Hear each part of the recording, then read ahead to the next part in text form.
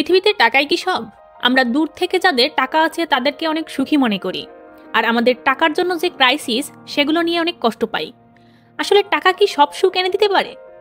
এর আনসার হলো না। টাকা থাকলেই সে সুখী হয় না। সুখী হতে হলে প্রয়োজন ভালোবাসার মানুষের।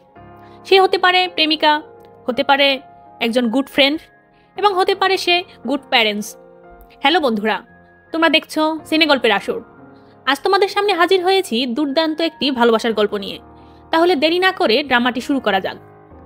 ড্রামাটির শুরুতে আমরা গল্পের অন্যতম প্রধান চরিত্র গুলিস্তান গার্লসের স্কুলের মোস্ট পপুলার একটা ছেলেকে দেখতে পাই, যে কিনা এতই পপুলার আর এতই সুন্দর ছিল যে এই স্কুল জীবনে তার নামে অনেকগুলো ফ্যান পেজ এবং অনেক ফ্যান ফলোয়ার হয়ে গিয়েছিল, কারণ ইউজান দেখতে অসাধারণ সুন্দর ছিল।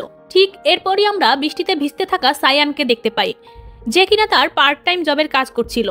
কথায় আছে না, কারো আন্ডারে চাকরি করলে কি আর